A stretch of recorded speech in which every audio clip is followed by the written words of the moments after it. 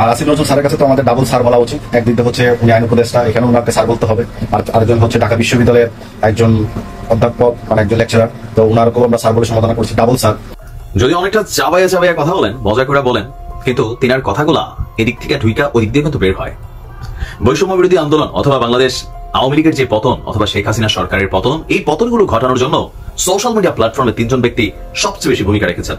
Number 1 সাংবাদিক Ilias, number 2 Pinaki Bhattacharya বা Bhattacharya, number 3 Kanak Sarwar. তো এখন আমি আপনাদের সাথে গুরুত্বপূর্ণ দুইটি ভিডিও ফুটেজ শেয়ার করব। দয়া করে ভিডিওটি শেষ পর্যন্ত দেখবেন, শেষ পর্যন্ত না দেখে বাজে মন্তব্য করবেন না। দর্শক, মূল ভিডিওতে যাবার আগে আপনার কাছে আমার ছোট্ট একটি রিকোয়েস্ট, যদি আপনি চ্যানেলে নতুন দর্শক হয়ে থাকেন তাহলে অবশ্যই প্রত্যেক মুহূর্তের আপডেট পেতে আমার এই চ্যানেলটি সাবস্ক্রাইব করে পাশে থাকা বেল বাটনে ক্লিক করে রাখবেন। দর্শক, চলে আমরা প্রথমে একটি ভিডিও ফুটেজ দেখে নেই। বিসমিল্লাহির রহমানির রহিম। আমি জাফর সরকার, সাবেক সেনা সদস্য কাতার থেকে। আজকে আমি কথা বলতে চাচ্ছি বর্তমান আইন উপদেষ্টা আসিফ নজরুল স্যারের কাছে। আর আসিফ নজরুল স্যারের কাছে তো আমাদের ডাবল স্যার বলা উচিত। একদিক দিয়ে হচ্ছে উনি আইন উপদেষ্টা, এখানে ওনাকে স্যার বলতে হবে। আর আরেকজন হচ্ছে ঢাকা বিশ্ববিদ্যালয়ের একজন অধ্যাপক, মানে একজন লেকচারার, তো ওনারকেও আমরা স্যার বলে সম্বোধন করছি, ডাবল স্যার। তো ওনার উদ্দেশ্যে আজকে আমার কিছু কথা। তো প্রিয় বন্ধুগণ এবং প্রিয় দেশবাসী, আপনারা জানেন আসিফ নজরুল স্যার বলেছেন যে আওয়ামী লীগের রাজনীতি করতে কোনো বাধা নেই, আওয়ামী লীগের রাজনীতি করতে পারবে, এটা একটা বড় দল এবং মুক্তিযুদ্ধ নেতৃত্ব দিয়েছে এই রাজনৈতিক বিষয় নিয়ে, এবং আওয়ামী লীগের পক্ষে উনি কথাগুলো বলেছেন। আপনারা জানেন যে বিগত কিছুদিন আগেও স্বরাষ্ট্র যে উপদেষ্টা ছিলেন brigadier general Shakhawat Hossain sir, তো ওনাকে সারা বাংলাদেশের মানুষ কিন্তু প্রতিবাদ করেছেন ওনার এই ধরনের কিছু কথার কারণে। লাস্ট পর্যন্ত ওনাকে সরিয়ে দেওয়া হয়েছে উপদেষ্টার পদ, স্বরাষ্ট্র উপদেষ্টার পদ থেকে। তো আমি আসিফ নজরুল স্যারের দৃষ্টি আকর্ষণ করে কথাগুলো বলছি। আওয়ামী লীগ রাজনীতি করবে কি করবে না, আওয়ামী লীগ রাজনীতি করতে পারবে কি পারবে না, এটা জনগণের কাছে আপাতত ভোটটা নেওয়াটাই উত্তম। কারণ জনগণ কি বলছে আপনারা জানেন। এই 16 বছরের আওয়ামী লীগ শাসনামলে বাংলাদেশের কত নিরহ মানুষকে তারা হত্যা করেছে নামে বেনামে। বিরোধী দলের নেতাকর্মীদের নির্যাতন নিপীড়ন করে হাজার হাজার মানুষকে খুন গুম হত্যা করে এসেছে, এবং জামাতে ইসলামের বড় বড় ব্যক্তিদেরকেও যুদ্ধ অপরাধী বানিয়ে মিথ্যা মামলা দিয়ে তাদেরকে ফাঁসিতে দণ্ডিত করেছে। অথচ আওয়ামী লীগের মধ্যে কিন্তু শত শত না হাজার হাজার যুদ্ধ অপরাধী আছে, তাদের একটা ব্যক্তিগত আজ পর্যন্ত কোনো জেল খাটতে হয় না, শুধু খালি আওয়ামী লীগ করার কারণে। তো আপনারা জানেন এই আওয়ামী লীগ হেফাজত ইসলামীদেরকে হত্যা করেছে, নির্বিচারে গুলি করে হত্যা করেছে, কত নির্মমভাবে তাদেরকে হত্যা করেছে। বিডিআর হত্যা মামলাটা আপনারা সবাই জানেন যে 57 জন অফিসার, বাংলাদেশ চৌকুশ অফিসারকে তারা নির্মমভাবে কিভাবে তারা হত্যা করে বিভিন্ন পানির ট্যাঙ্কিতে টয়লেটে ফেলে দিয়েছিল। এই আওয়ামী লীগ সরকার, আপনারা জানেন যে সত্যিকার অর্থে যে রাজনীতিগুলো করার কথা সেটার গুণগণ আওয়ামী লীগের মধ্যে চুল পরিমাণ নাই। বিরোধী দলের নেতাকর্মীদের উপর যদি কোনো সমাবেশ হয়, তারা পুলিশ বাহিনীকে দিয়ে যেভাবে নির্মমভাবে তাজা বুলেটের মাধ্যমে বিরোধী দলের নেতাকর্মীদের গুলি করে হত্যা করেছে, হাজার হাজার মানুষকে নির্মমভাবে নির্যাতিতভাবে জেলে বন্দী করে রেখেছে, প্রায় অর্ধ কোটি মানুষকে তারা বিভিন্ন মামলা দিয়ে হয়রানি করে বাড়ি ছাড়া করেছে। আপনারা জানেন 28 অক্টোবর 2023 বিএনপি এক দফা সমাবেশে কেন্দ্র করে বাংলাদেশের কোনো বিএনপি নেতাকর্মীরা বাড়িতে থাকতে পারেনি, এত অত্যাচার নিপীড়ন করেছে আওয়ামী লীগের নেতাকর্মীরা। সর্বশেষে যে বৈষম্য বিরোধী আন্দোলন, যে কোঠা আন্দোলনটা ছিল, সেটাকে আপনারা ভালোভাবে, এখন কিন্তু বাংলাদেশে কিন্তু রক্ত এখনো তাদের শরীরে রক্ত শুকায় নেই। ওই পর্যন্ত হাজার হাজার মানুষকে তারা গুলি করে হত্যা করেছে। এখন পর্যন্ত কতগুলো লাশ তারা গুলি করে তার তাজা প্রাণগুলো জড়িয়েছে, এখন পর্যন্ত আমরা সঠিক তথ্য কিন্তু পাইনি। হাজার হাজার মানুষের আত্মনা, তাদের পরিবারের তাদের ছেলে মেয়েদের মোবাইল বন্ধ, মোবাইল সুইচ অফ, এখন তাদের সাথে যোগাযোগ করতে পারতেছে না। তারাও এখনো বিভিন্ন মর্গে বিভিন্ন হসপিটালে খোঁজ খবর নিচ্ছে, তাদের সন্তান নাকি জীবিত আছে, আহত নাকি নিহত, এখন কিন্তু তাদের তথ্য নাই। তো এই অনুযায়ী বোঝা যাচ্ছে যে বাংলাদেশের কি পরিমাণ ছাত্রদেরকে গুলি করে হত্যা করা হয়েছে। এবং এই ছাত্রদের সাথে আন্দোলনে যোগ দিয়েছিল ছাত্রদল, যুবদল, বিভিন্ন দলের অঙ্গ সংগঠন যারা ছিল তারা যোগ দিয়েছিল। এই পর্যন্ত প্রায় 200 জন জাতীয় দলের লোক নিহত হয়েছে পুলিশের গুলিতে, এবং জামাত ইসলামেরও প্রায় 50 জন লোক নিহত হয়েছে, এবং 50-এর উপরে প্রায় পুলিশ সদস্য নিহত হয়েছে। এই যে আওয়ামী লীগের রাজনীতির সাথে সম্পৃক্ত, আওয়ামী লীগের যে প্রতিহিংসা এবং তাদের যে কালো থাবার হাত থেকে কেউ বাঁচতে পারবে। তো আমি আসিফ নজরুল স্যারকে বলবো, যদি আওয়ামী লীগ রাজনীতি করতে হয়, আগে তারা যে অন্যায় অবিচার করেছে 15-16 বছরে, এবং তারা যে দুর্নীতি করেছে সারা পৃথিবীর মধ্যে কোনো দুর্নীতি এরকম একটা সরকার এককভাবে কোনো এরকম ভাবে দুর্নীতি কেউ করতে পারে না। তো অতএব এইসব বিচারগুলো আগে আনা হোক, যারা যারা অপরাধ করেছে তাদেরকে আনা হোক, এবং কি পরিমাণ দুর্নীতি এবং কি পরিমাণ মানুষ হত্যাকাণ্ড তারা খুন করেছে এগুলোর আগে বিচারের আওতায় আনা হোক। তারপরে যদি পরিশেষে যদি আওয়ামী লীগের কোনো সদস্য থাকে, তাহলে আওয়ামী লীগ তারা রাজনীতি আবার করতে পারবে, সেটা জনগণ নির্বাচন করবে। আপনারা যদি একটা বলে দেন এখনো শহীদের রক্ত শুকায় না, এখনো বাংলাদেশের রাস্তাঘাটে এখনো রক্তাক্ত লাল রয়েছে, রক্তের দাগ রয়েছে, এখনই আপনি এখন পর্যন্ত কোনো বাংলাদেশ সরকার নতুন কোনো সরকার গঠন করে নাই, কোনো দলীয় সরকার এখন পর্যন্ত আসে নাই, এখনই আপনার আওয়ামী লীগকে রাজনীতি করার সুযোগ করে দেওয়া মানে আপনার শহীদের রক্তের সাথে বেমানি করা হচ্ছে। তার মানে যতগুলো রক্ত, যতগুলো মানুষকে তারা হত্যা কম, পুলিশ সদস্য থেকে শুরু করে বিএনপি, জামাত এবং ছাত্রছাত্রী যারা নিহত হয়েছে, সমস্ত এই হত্যাটাকে বৈধভাবে এটা চালিয়ে দেওয়ার পায় তারা চলতেছে। আমি আসিফ নজরুল স্যারকে বলবো, আপনি এই ধরনের কথাকে অবশ্যই উদ্ধার করবেন। তারা রাজনীতি করতে গেলে আগে তাদের সকলকে আইনের আওতায় আনতে হবে। দুর্নীতিবাজের যারা দুর্নীতি করেছে, কালো টাকার পাহাড় বানিয়েছে, সমস্ত এই টাকাগুলো রাষ্ট্রীয় খাতে আনতে হবে বিভিন্ন দেশ থেকে। তারপরে যদি তারা তুলসী পাতা দোয়া হয়ে থাকে, তারা অবশ্যই তারা রাজনীতি করতে পারবে। প্রিয় দেশবাসী, আপনারা এই বিষয়ে আপনারা কি বলছেন? এই বিষয়ে আপনাদের মতামত আমাদের কাছে খুবই গুরুত্বপূর্ণ এবং গ্রহণযোগ্যতা চাচ্ছি। তো আসিফ নজরুল স্যার যে কথাগুলো বললেন যে বাংলাদেশের এই বর্তমান প্রেক্ষাপট নিয়ে যে একটা কাহিনী বাংলাদেশে হচ্ছে, এই মুহূর্তে উনি আওয়ামী লীগের রাজনীতি গোছানোর জন্য বা আওয়ামী লীগের রাজনীতি করার জন্য উনি যে একটা সাহস বা একটা মানে মানে প্রতিশ্রুতি দিচ্ছেন, এটা অত্যন্ত একটা মানবিক। আওয়ামী লীগ রাজনীতি করতে আমার কোনো নিষেধাজ্ঞা নাই, আওয়ামী লীগ বিএনপি সবাই রাজনীতি করে, এই গণতন্ত্র দেশের অধিকার আছে। কিন্তু যারা রাজনীতি করেছিল 16-17 বছরে তারা কি পরিমাণ আদর্শ নিয়ে রাজনীতি করেছে সেটা জনগণ জানতে চায়, আর সেগুলোই প্রমাণ দিতে হবে বাংলার মাটিতে। তো আমি বাংলাদেশের সরকারকে বলবো, বাংলাদেশে খুব দ্রুত, আমি শুনেছি যে অস্ত্র উদ্ধারে নামতেছে, তো খুব দ্রুত অস্ত্র উদ্ধারে নামুন, দেখবেন যে কি পরিমাণ আওয়ামী লীগের কাছে অস্ত্র, গোলাবারুদ এবং কালো টাকার পাহাড় পাওয়া যায়, তাহলে বুঝতে পারবেন তারা কি আগামী রাজনীতির জন্য ফিট কিনা। এখন যদি তারা রাজনৈতিক ভাবে আওয়ামী লীগ প্রস্তুতি থাকতো, তারা জনগণের সাপোর্ট চাইতো, তাহলে তারা এই 15-16 বছরে বিনা ভোটে, বিনা নির্বাচনে বা নির্বাচন কমিশনের উপর ভর করে, প্রশাসনের উপর ভর করে মানুষ একটাভাবে তারা মানে ক্ষমতায় থাকতে পারতো না। তারা অবশ্যই মানুষকে ভয় পেত। জবাবদিহিতা সরকার, যে একটা জবাবদিহিতা সরকার থাকে, তারা এটা চিন্তা করতো জনগণের সামনে আমাদের জবাবদিহি করতে হবে। তো প্রিয় দেশবাসী এবং আমার আসিফ নজরুল স্যারের কাছে, আইন উপদেষ্টা আসিফ নজরুল স্যারের কাছে এই রিকোয়েস্টটা রইল, আগে এরা যদি রাজনীতি করতো বা রাজনীতি করার ইচ্ছা থাকতো, তাহলে কিন্তু তারা দেশ থেকে পালাতো না। দেশ থেকে পালিয়ে গেছে মানে তারা অপরাধী এবং তারা খুনি। এই জন্য যে যেখানে পাশে পালিয়ে চলে গেছে, বড় বড় মন্ত্রীরা পর্যন্ত, যাদেরকে মানুষ অনেকে চিনতই না, তারা পর্যন্ত আত্মগোপনে চলে গেছে, কারণ তারা জানে তারা অপরাধী। কারণ তারা এক একটা মানুষ কি ধরনের দুর্নীতি করছে, এমন কোনো সেক্টর নাই, এমন কোনো দপ্তর নাই যে তারা ওইখান থেকে সিন্ডিকেট করে টাকা পয়সা কামাই করছে, লক্ষ হাজার নয় লক্ষ কোটি টাকা তারা আত্মসাৎ করেছে। এই যেমন ভূমি মন্ত্রণালয়ে যারা আছে, প্রত্যেকটা মানুষ কি পরিমাণ টাকা কামিয়েছে, কর কমিশনে যারা চাকরি করেছে কি পরিমাণ মানে কর ফাঁকি দেওয়ার উচিলা করে তাদের কাছে টাকা পয়সা খেয়েছে। আইন মন্ত্রণালয়ের প্রত্যেকটা আইন মন্ত্রণালয়ের অধীনে যারা জজ কোর্টে, বিভিন্ন কোর্টে তারা চাকরি পেয়েছে, প্রচুর পরিমাণ তারা ঘুষ খাচ্ছে। তো এইগুলো টেনে হিস্ট্রি বের করতে হবে যে আমরা কি পরিমাণ দেশকে নষ্ট করেছে, কি পরিমাণ ঘুষ খেয়েছে, এবং প্রশাসনকে, পুলিশ প্রশাসনকে কিভাবে তারা নষ্ট করেছে এবং তাদেরকে ফ্রিডম দিয়ে দিয়েছে, মানে তারা ওপেন করে দিয়েছে, তোমরা ঘুষ খাও, যেটা করো সেটা করে আওয়ামী লীগ সরকারকে ক্ষমতা আনতে হবে। এই ধরনের সিস্টেমকে বাতিল করতে হবে। সমস্ত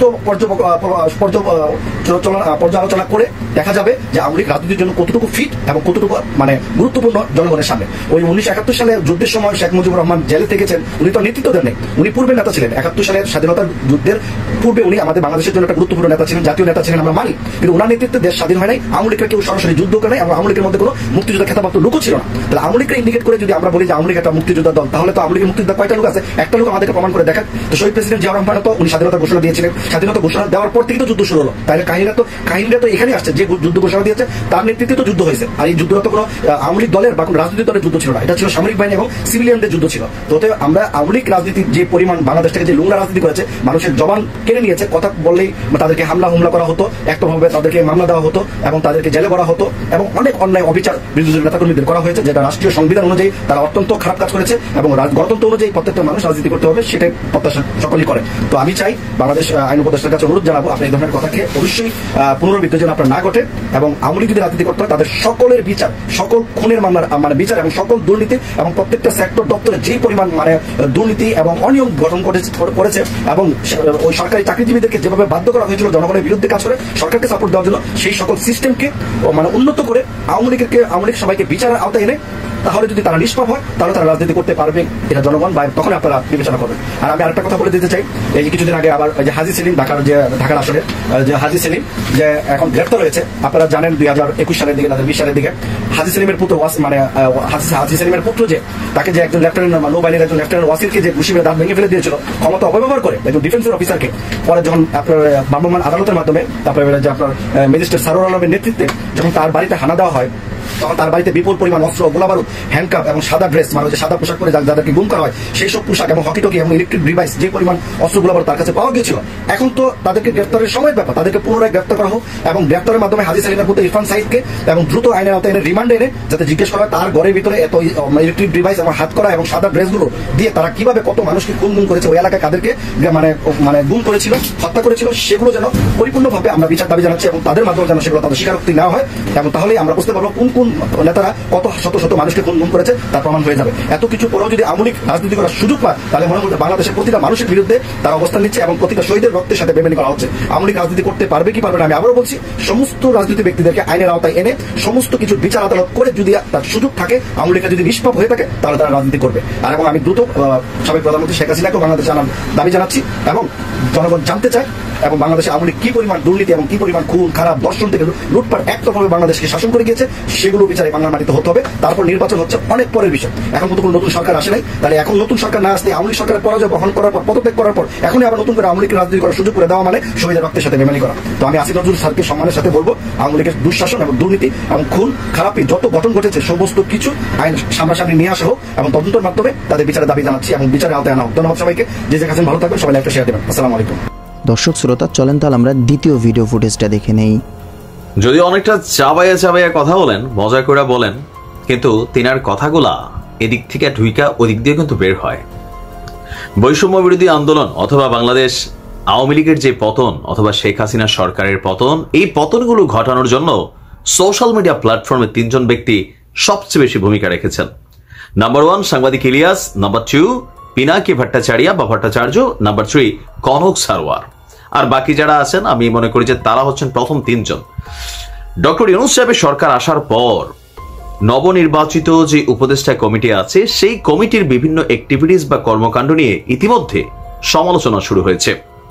একসময় বিএনপি বা বিপরীত যে দলগুলো ছিল আওয়ামী বিরোধী, সেই শক্তিগুলোর প্রধান একজন স্পিকার যিনি কথা বলতেন বাংলাদেশে বসে, যিনি ছাত্রলীগ, যুবলীগ, আওয়ামী লীগের হাতে নির্যাতনের শিকার হয়েছেন, বাংলাদেশ ঢাকা বিশ্ববিদ্যালয়ের আইন বিভাগের যিনি সম্মানিত শিক্ষক আছেন ডক্টর আসিফ নজরুল স্যার।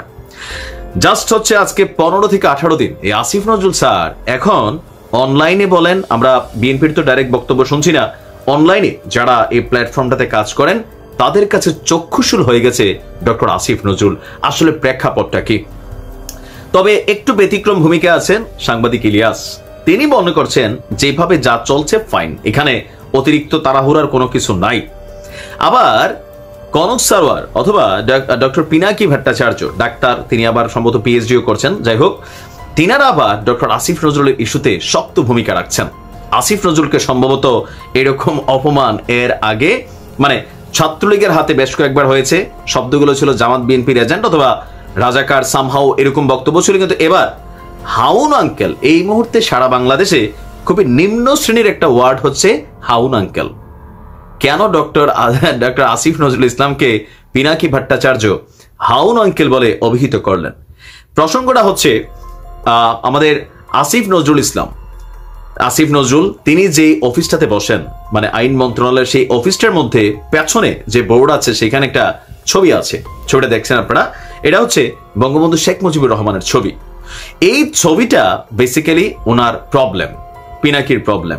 পাশাপাশি আওয়ামী লীগের রাজনীতিকে নিষিদ্ধ করার ইস্যুতে আইন মন্ত্রণালয় বা আমাদের সুপ্রিম কোর্ট ইস্যুতে যে রায়টা আসছে, সেই রায়টার কয়েকদিন আগে ডক্টর আসিফ নজরুল ইসলাম পাশাপাশি বিএনপির মহাসচিব কিন্তু একই কথা বলেছেন যে আওয়ামী লীগকে নিষিদ্ধ করা হোক, এটা আসলে কেউই চায় না। তবে যারা অপরাধী, যারা অন্যায় করেছে, জুলুম করেছে, হুকুমের আসামি, তাদের দৃষ্টান্তমূলক শাস্তি হবে। ডেমোক্রেসিকে ডাকতে হলে আওয়ামী লীগকে আদালত কর্তৃক নিষিদ্ধ করার সুযোগ নেই। আর করলেও যেগুলো টিকবে না, জামাতের রিফর্ম করাটাই তারই প্রমাণ, তাই না? তো এই ইস্যুগুলোতে তিনি কেন এতটা নমনীয় ভাব পোষণ করছেন, এই বিভিন্ন অ্যাক্টিভিটিসের কারণে কিন্তু ডক্টর আসিফ নজরুল ইসলামের বিরুদ্ধে শক্ত অবস্থান আছে পিনাকি। তো তিনি তার স্ট্যাটাসে লিখছেন, পিছে সোহরাওয়ার্দীর বডিগার্ডের ছবি, মানে তিনি বঙ্গবন্ধু শেখ মুজিবুর রহমানের নামও নিতে চাচ্ছেন না। পিছে সোহরাওয়ার্দীর বডিগার্ডের ছবি ঝুলাইয়ে যে উপদেষ্টারা অফিস করতেছেন তারা হাউন আঙ্কেল। তবে আমি মনে করি ডক্টর পিনাকি, ডাক্তার পিনাকি, তিনিও যথেষ্ট সম্মানিত মানুষ, অতি উচ্চশিক্ষিত মানুষ, আমাকে হাই অথরিটিজে কাজ করেন। তো আসিফ নজরুল ইসলাম স্যারকে এইভাবে হাউন আঙ্কেল শব্দটা ব্যবহার করাটা উচিত হয় নাই। এখন এটাতে হয় কি, বাংলাদেশে আমরা দেখি আর কি সবসময় যে এতদিন পর্যন্ত আসিফ নজরুল ইসলামের ভক্ত সবাই ছিলেন, তারাই না ওনার সাথে টকশো করতেন। কেন এত তাড়াহুড়া? কারণ আমার যে পারপাসটা বা আমি যেটা চাচ্ছি সেটা যখন শতভাগ আমার মন মতন আপনি করতেছেন না, দেন আসলে ঝামেলা পাকায় যায়। ডক্টর আসিফ নজরুল ইসলামের সাথে এটাই হচ্ছে। অলরেডি একজন উপদেষ্টাকে আপনার তার জায়গা থেকে সরিয়ে দেওয়া হয়েছে, ব্রিগেডিয়ার জেনারেল শাখাওয়াত হোসেন, একই কথা তিনি বলার কারণে। কিন্তু এই ছাত্র বৈষম্য বিরোধী আন্দোলন বা এর আগে সর্বোচ্চ শক্তিশালী ভূমিকা কিন্তু ডক্টর আসিফ নজরুল ইসলাম রেখেছে। এখন হয়তো বিভিন্ন কারণে তিনি আপনার তার জায়গা থেকে কথা বলছেন, অথবা তারা যে সার্বজনীন বাংলাদেশ চিন্তা করেন, আমরা যারা বিভিন্ন দলের সাপোর্টার আছি তাদের হিসাবটা হচ্ছে একটা। তো ডক্টর আসিফ নজরুলটা বেসিক্যালি কোনো দলের হয় না, তারা হয় কোনটা, যে যারা কি বলা হয় যে সংখ্যালঘু, রাজনীতির দিক থেকে হোক অথবা বিভিন্ন ক্ষেত্রে তারা সঠিক জায়গাটা ধরে রাখার চেষ্টা করেন। এমনকি বঙ্গবন্ধু ইস্যুতেও ডক্টর আসিফ নজরুল ইসলাম বেশ কয়েকবারই বলেছেন যে ৭২-এর আগের বঙ্গবন্ধু, তার অবদান বাংলাদেশের স্বাধীনতার ক্ষেত্রে এটা কিন্তু ভোলার সুযোগ নাই। মানুষ সবাই প্রাণ দিয়েছে, ৩০ লক্ষ মানুষ শহীদ হয়েছে, কিন্তু একজন লিডার লাগে। এই যে আজকের দিনে আমরা ডক্টর ইউনূস সাহেবকে লিডার দেখছি, তিনি কি এই আন্দোলনে কোনো সরাসরি ডাইরেক্ট কোনো ভূমিকা রাখছেন? বিদেশে ছিলেন, তারপরেও তিনি লিডার। আবার আমরা যারা সমন্বয়কদের মধ্যে ৫-৬ জন দেখছি, কত ছেলেরা মারা গেল, তাদের পরিবার এখনো সুযোগ সুবিধা পায় নাই, বাকিরা তো এখন নেতৃত্ব দিচ্ছে। সো মানে যে কোনো সিচুয়েশনে একজন লিডার থাকে। বাট আমার মনে হয় যে পিনাকি দাস সহ যারাই ডক্টর আসিফ নজরুল ইসলাম স্যারকে নিয়ে এত দ্রুত আপনারা সমালোচনায় পড়ে গেছেন বা ওনাকে এভাবে অপমানিতই করছেন এক ধরনের, এটাও কিন্তু আবার আপনাদের জায়গা থেকে আমার কাছে মনে হয় যে এত তাড়াহুড়া কইরা এই কাজটা উচিত না। তিনাকে যদি সমালোচনা করতে হয় তবে তিনার ওজন, ইজ্জত, সম্মানের সাথে যে শব্দগুলা যায় সেইগুলা ব্যবহার করা উচিত, নয়তো তিনি ফ্রাস্ট্রেশনে পড়বেন বা হতাশ হবেন যে আসলে মানে কেমনে কি ভাই। তাহলে পার্থক্যটা কোথায় রইল? ছাত্রলীগ যখন কথা বলছে তখন বলতো রাজাকার, জামাতের এজেন্ট, বিএনপির এজেন্ট সে এরকম, তো এখন তা ওনারা বানা দিলেন হাউন আঙ্কেল। বিষয়টা কিছুটা আমার কাছে মনে হয় যে শব্দগত আপত্তি আছে, আমার কাছে মনে হয়েছে। ভালো থাকুন, আসসালামু আলাইকুম। তো প্রিয় দর্শক, আজকের ভিডিও পর্যন্তই ছিল। দেখা হচ্ছে পরবর্তী কোনো আপডেট ভিডিওতে। সে পর্যন্ত সুস্থ থাকবেন, ভালো থাকবেন, আমার জন্য দোয়া করবেন। আসসালামু আলাইকুম রহমতুল্লাহি তাআলা ওয়া বারাকাতুহু।